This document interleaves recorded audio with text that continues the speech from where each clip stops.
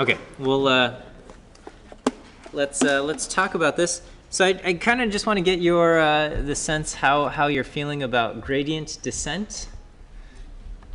I'm imagining you've kind of just been watching me do a bunch of stuff, and maybe that's the extent to which it has been done.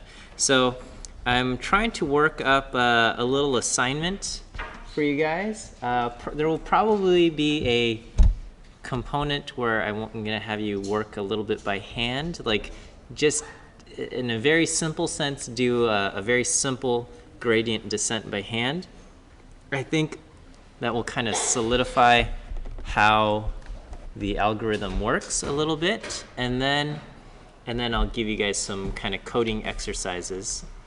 And today I'll finish up, or we'll finish covering up this topic, or not topic, but just this toy example of using gradient descent for to train an artificial neural network. And then next week, well, let's see, we only have a few weeks left. So next week, I think we'll do a kind of a neat application of the artificial neural network with this handwriting recognition. We'll talk about how that would work. And then we'll talk about other optimization methods as well. Okay? So again, let me come to, what do I have? Lecture slides. So this is the diagram that we have for our artificial neural network. We've got two input variables, x1 and x2. We've got 3 hidden nodes, okay, and then an output node. And all we're doing is we're just applying different weights. We're just saying, hey, you know what? X1 and x2, they should be weighted this much and this much for this hidden node, okay? And then once you apply these weights, you're just doing different linear combinations of these two variables, okay? They go into each node. Each node then applies a function. So basically, it just takes that linear combination of variables, and then it just turns it into a value between 0 and 1, okay? So you get a value between 0 and 1 at each of these nodes, 1, 2, and 3, and then you apply different weights. 3 different weights there, and those 3 different weights on those different nodes get combined into this output node. So we have, a linear combination of these output things, and then we just apply a function to the output node, okay? And that spits out our prediction. And so when we input our data, we have 3 observations. So we're going to have 3 different output observations. And what we're doing in this example is called batch gradient descent, meaning we're going to look at all 3 observations at the same time, okay? We could do gradient descent where we just look at one observation, see where the gradient is based on that one observation, move in that direction, okay? And then we look at the next observation, update our gradient, and move in that direction, and so on and so forth. When we do batch gradient descent, we're going to take all 3 of our observations, okay? All 3 of those observations each kind of get like a little vote in which direction the gradient is, and then we combine those 3 together, and that's going to be the direction in which we move, okay? So what we said is that when we calculated the gradient with respect to the second weight matrix, okay, so we have 2 weight matrices. We have the weight matrix where these 3 the outputs from the hidden nodes go to our final output. So we have 3 weights here, and then our first gradient weight matrices are the 6 weights that tell how the inputs should be weighted for the hidden layer, okay? So this was the gradient with respect to the second weight matrix, and then I kind of just waved my hands and I said this is the gradient for with respect to the first weight matrix. Okay. All right. So what we shall do is we'll go through and we'll work through this code here. Okay. So here we have our data. We've scaled our data. So I think we've already covered all of this in Wednesday's lecture. Okay. And then we're going to build up our weight matrices, the sigmoid function, and calculate the cost. Okay. We're also going to create functions for the derivatives. Okay. And be able to calculate the gradients here. Okay. And so we can see, so you have to do, some calculus to figure out the function or the form of the gradient. Okay, because and then we can see this is how the it says this is the gradient for the our weight matrices. Okay, and then based on this we can then update our weights. Okay, so all we are doing is we take a step in the negative direction of the gradient, okay, and update our weight matrices. And what we can do is then we can calculate the difference between, the cost under the old predictions with the old weights, and then the cost once we've updated the weights, and ideally our cost goes down. Okay, and that's what we see. So, after we've updated our weight matrices by taking a step in the direction of, in the opposite direction of the gradient, we can see that our cost function has been reduced as such. Okay. I guess we can do this numerical gradient checking. Okay. So here we can just kind of make sure that these functions that calculate our gradients, dj dw1 and dj dw2. So these are the gradients using kind of our formula that we have calculated for the gradient. Okay, we can manually compare these answers to calculating the gradient via a linear approximation.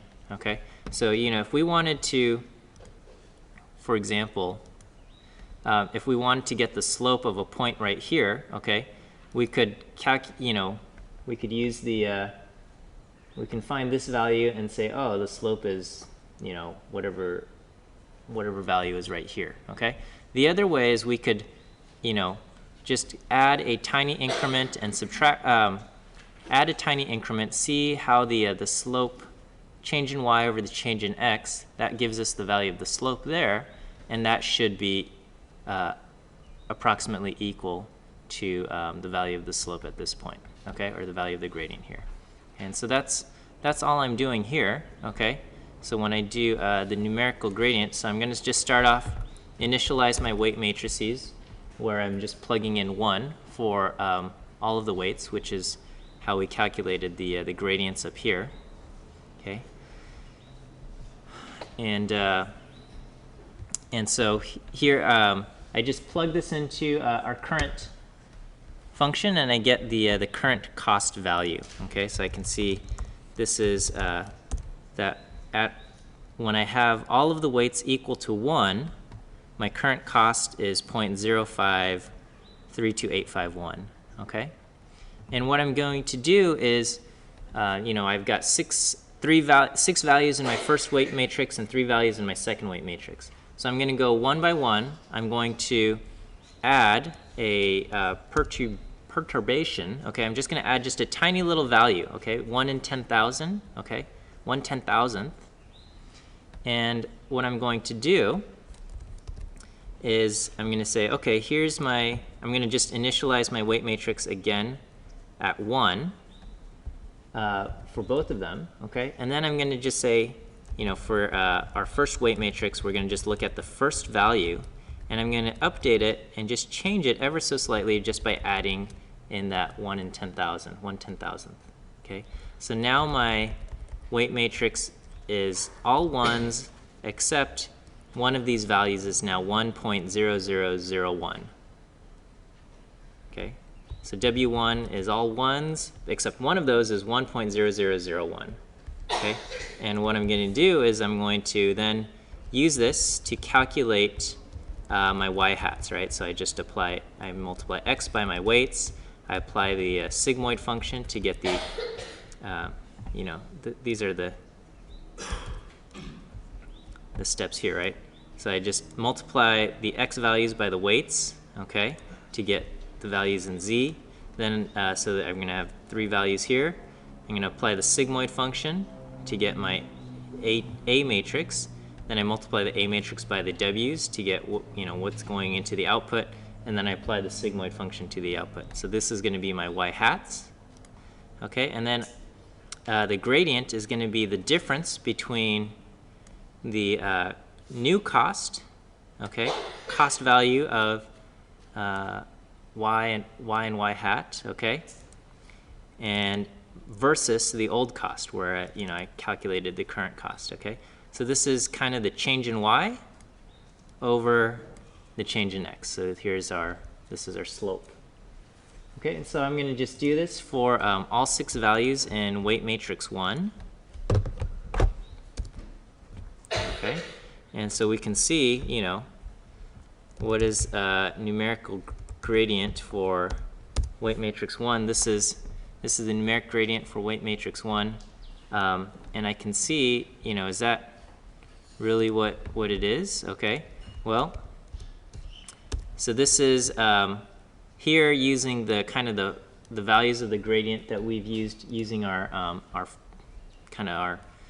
gradient function. We can see, all right, what are the values in the gradient? Okay, and so this was manually by adding 1.0001 to it and then seeing the change in y over the change in x. And this is what we get by using, dJdW, okay? And what we see is that these values match very closely, okay? They're not exactly the same, but they are very, very close to each other, right? And that's a good sign, right? So increasing, changing x by just a little value gives us an idea of what the slope is at that point.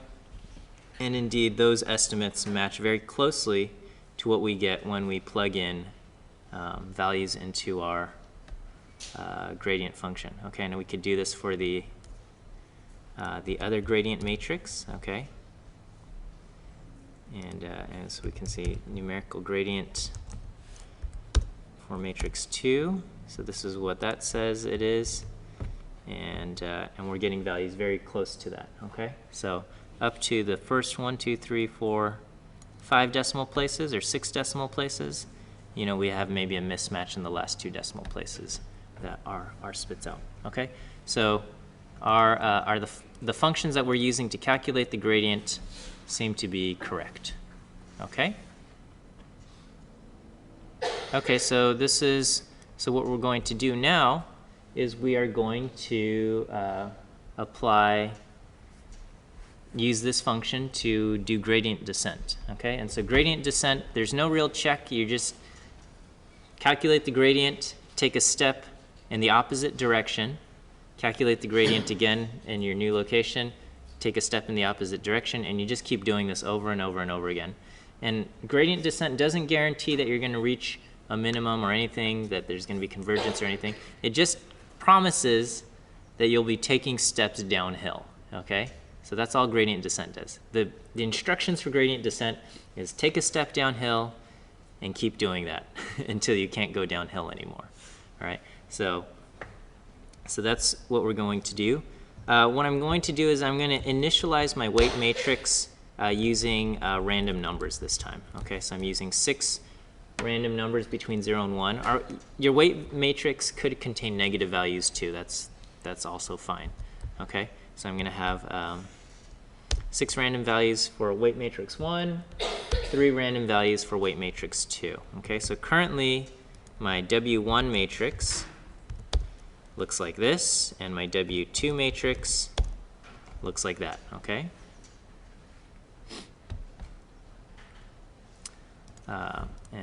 And we're going to, I want to keep track of, the value of our cost function. This is the function that we're trying to minimize. So just to kind of get an idea of how our cost function is improving, I'm going to keep track of this. Okay. I've arbitrarily chosen the scalar value of 5. Okay. We could have a bigger or smaller value. This is kind of how big of a step we should take, right? And so I'm going to do this, repeat this 10,000 times, and see how our gradient descent works, okay? And so every step that, every iteration of this loop takes our current weight matrix, calculates current weight matrices, and calculates the cost, or it makes its y-hat predictions and calculates the current cost there, and then it calculates the gradient using our gradient. Oops, I actually didn't need to do that. Calculates our gradients at that current location, and then it updates the weight matrices based on those gradients. Okay. And so these are the results that we get. We get our weight matrix to look like this, okay? And we can look at the predictions that it made. And it says, based on these weights, these are the predictions I'm making for the 3 data points that you've provided, okay? And so we can see this matches quite closely to the actual values that we're using. Okay, so this seems to be doing pretty good. Okay, our cost is very small, and we can look at the history of our cost function, and it's quite hard to tell, but there's a huge drop. Maybe I'll go from 50 to 10,000. Okay. Okay, so we can still see quite a huge drop. Maybe I can even come here and we can see there there are times where it just kind of flattens out quite a bit. Okay, and so if things flatten out, then gradient descent can run into some trouble. Okay, so I don't know what happened around iteration 4000, but it found like another slope to go down, another location. And so I just kind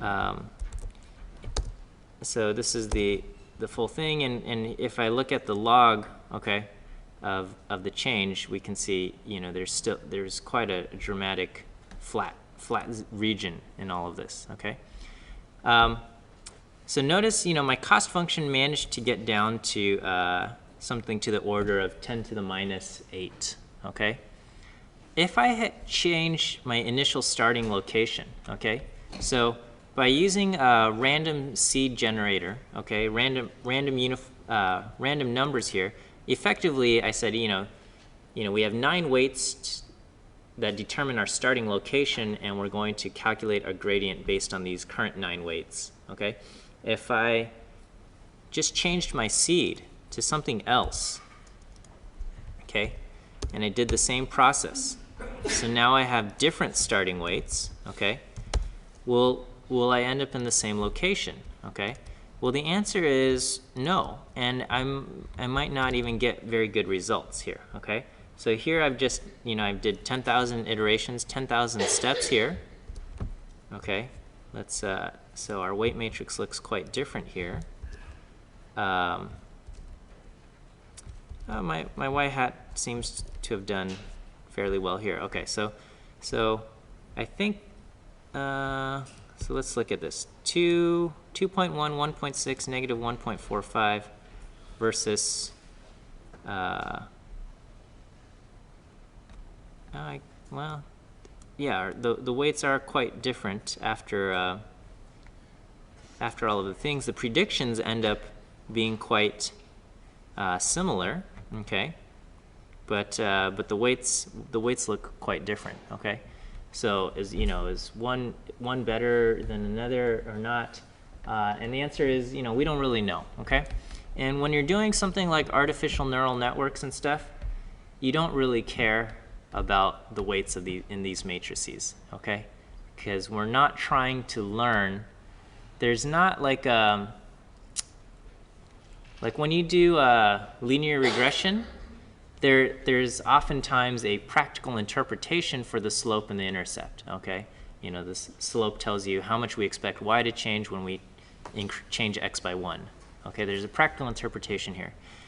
I guess there could be some kind of stretch of a practical interpretation for these weight matrices, but not really, okay? So we don't really care about how the values in the weight matrix themselves, but we really just care about the prediction quality of our predictions here, okay? And so it kind of makes sense that when you have 9 variables to play with and you only have 3 values to predict, you can fine-tune them so you get very good predictions, okay?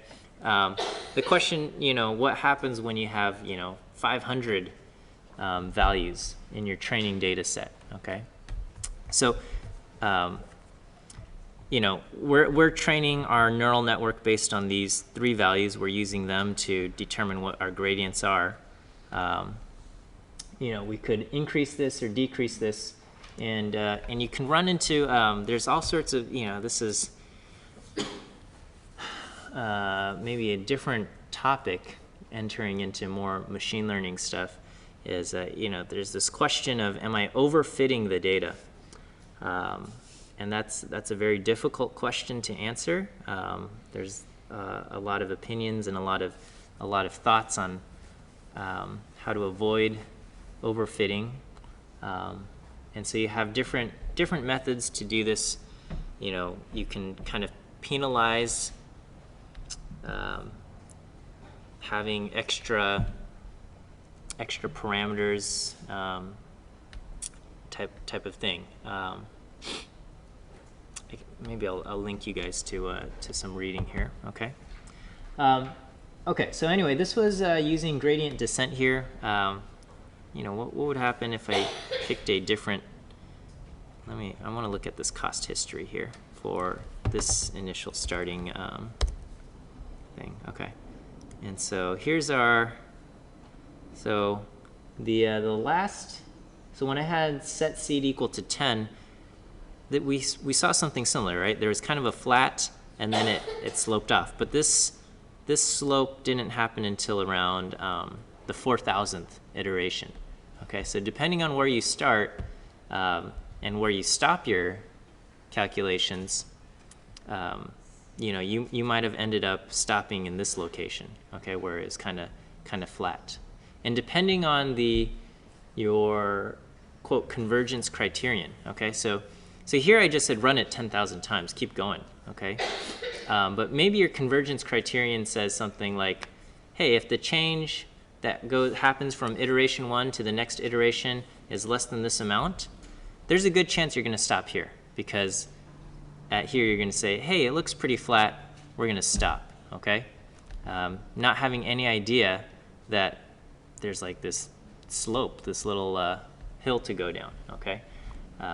You can just imagine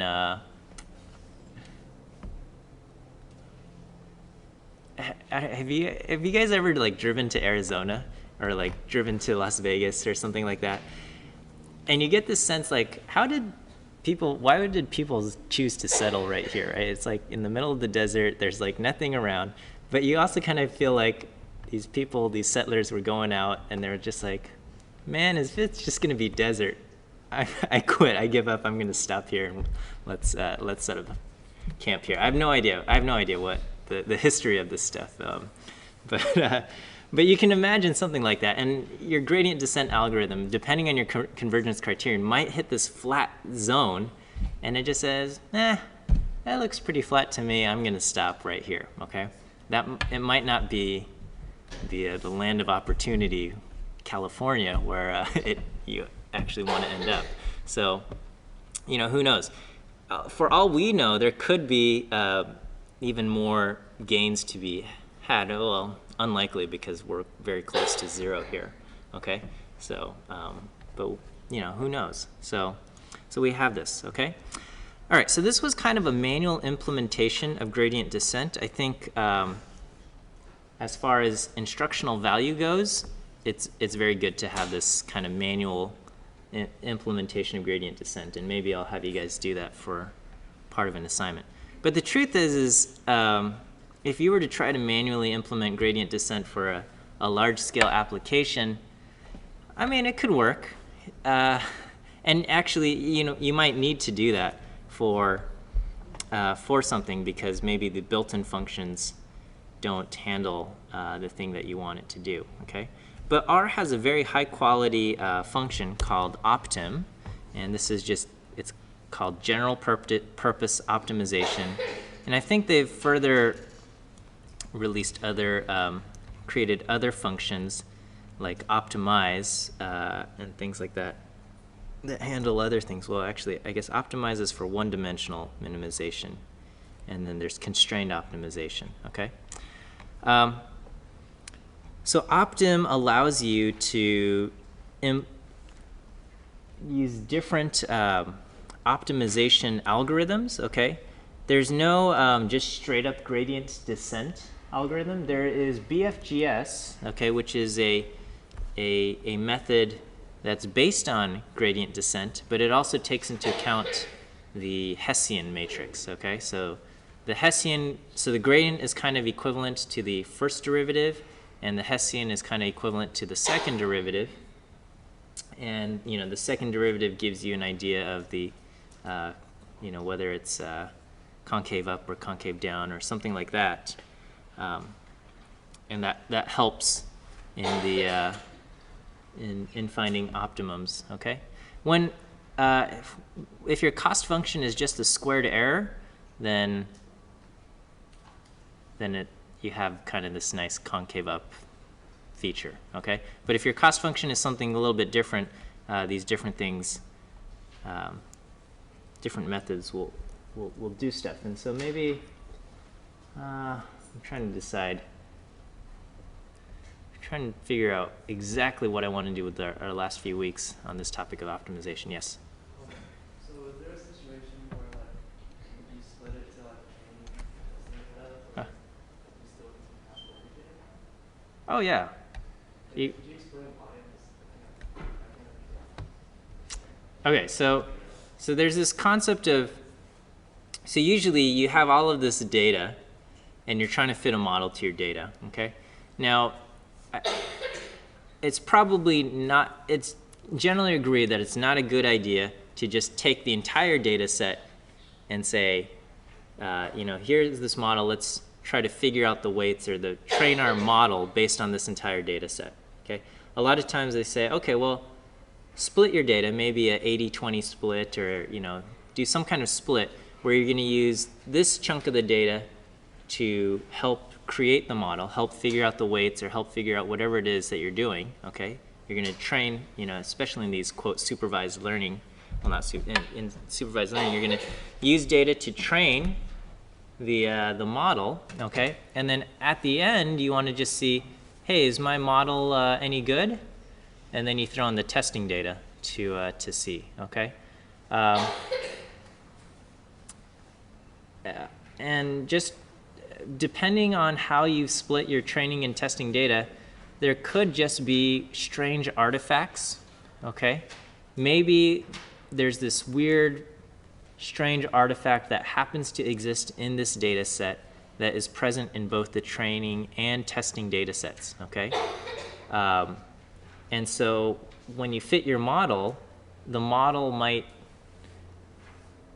take into account this strange artifact that exists, and then when you throw in your testing data, it looks like it works because the strange artifact also exists in the testing data, okay?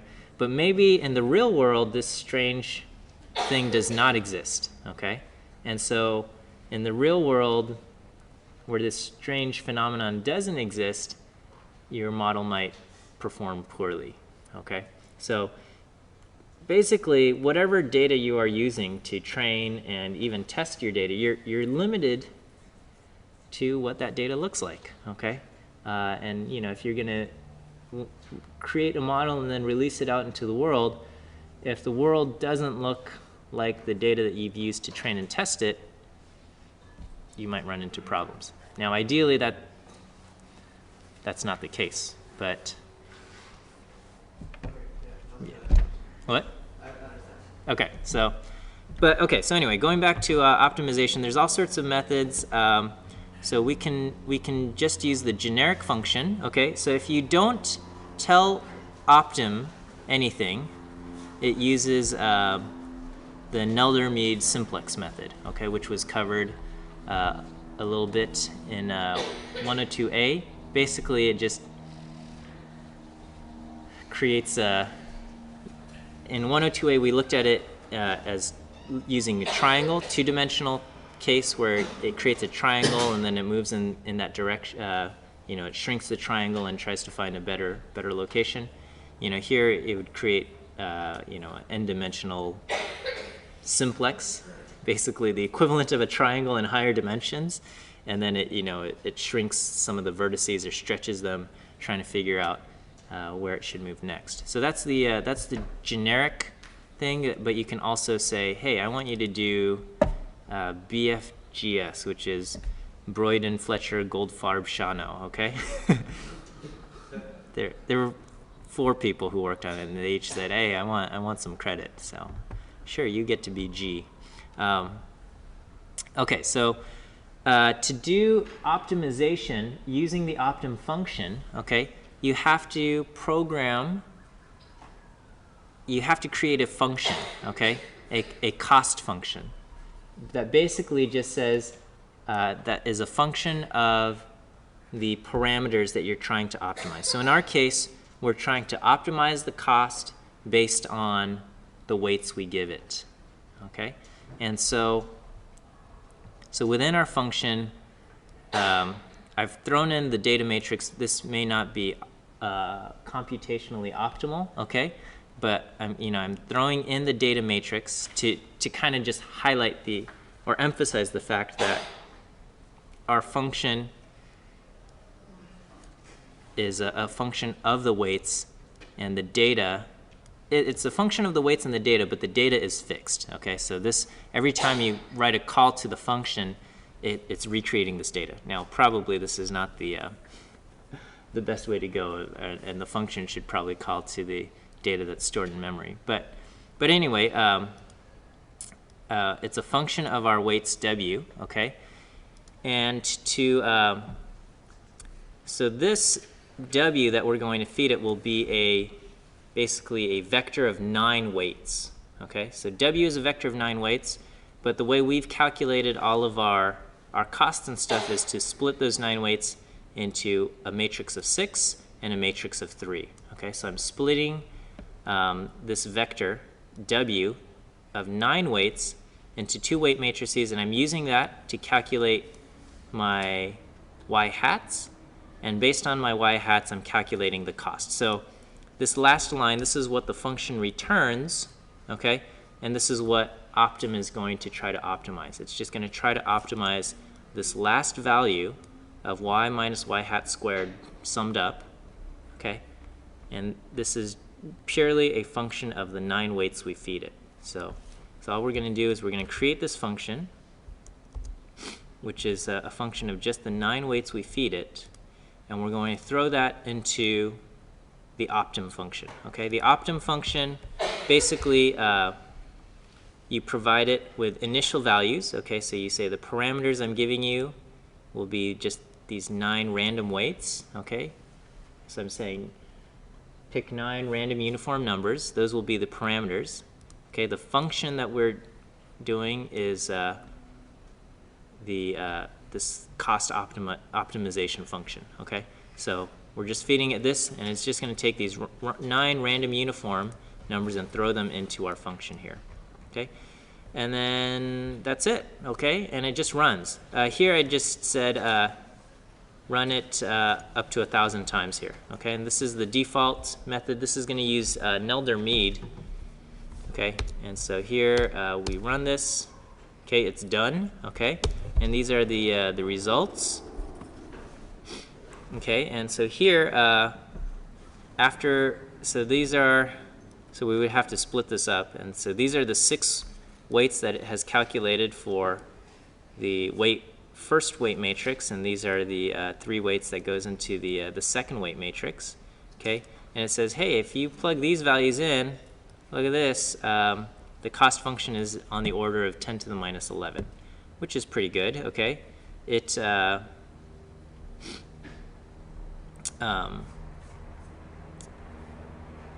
did this in 850 steps, okay?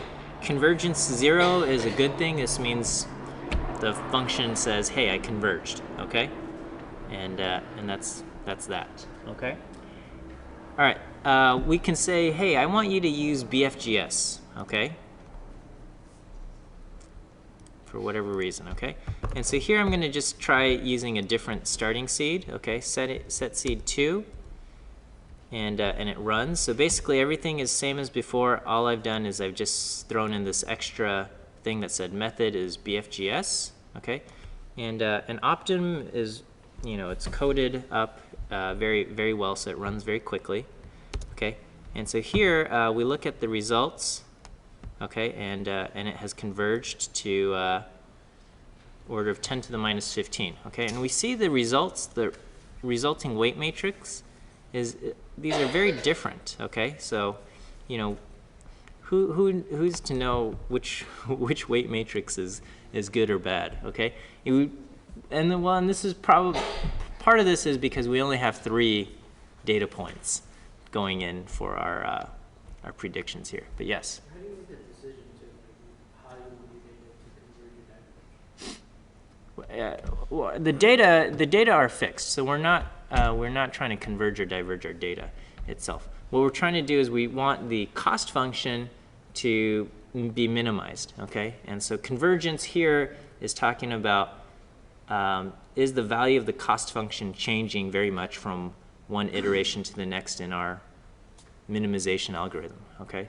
And basically, you know, as we're improving our cost function, or changing the weights, our cost function should be going down, down, down, down, down, okay? Until we reach the bottom of the hill, okay? Then maybe from one iteration to the next, the change, there was hardly any change, okay? And when we say there's hardly any change, we say then it's converged, okay? I'm going to do the same exact thing, changing my starting random seed to 3, okay? And let's see if BFGS works here. And this time, it didn't converge, okay? So over here, it converged after 111 iterations, and it got to this order. Over here, I just changed the starting seed to 3, okay? Same exact call, and this time it did not converge, okay? The minimized function here is 0.00122, which basically it's not 0, okay? And so here, and it says, you know, I ran through 1,000 iterations and I didn't converge, okay?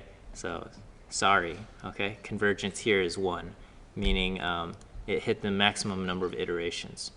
And it says, sorry, I didn't get the answer here, okay? So what are you supposed to do, okay? If the starting values can drastically change, what happens? So all this, you know, why are we getting such a different thing? Just imagine some kind of terrain. We're putting a ball over here, letting it roll downhill.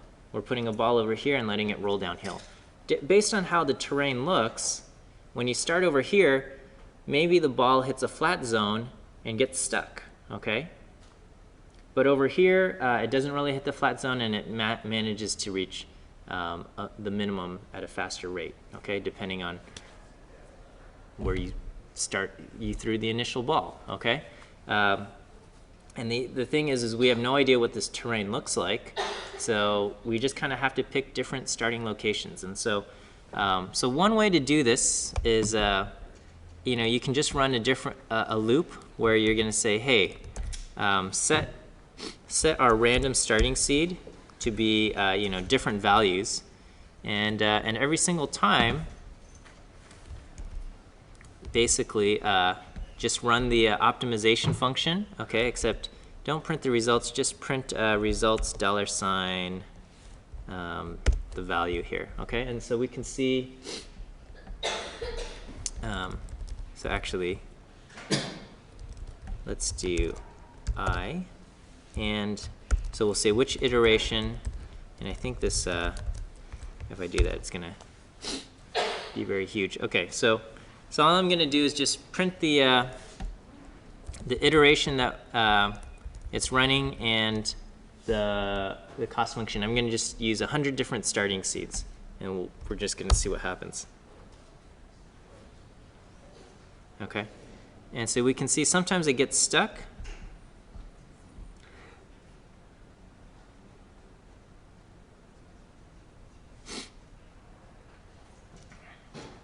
Okay, so it actually gets stuck quite a bit. Okay, so a lot of times it gets stuck in kind of that, you know, when we looked at the function, a lot of times it got stuck in this zone, whereas the cost was 0.0122 or something like that.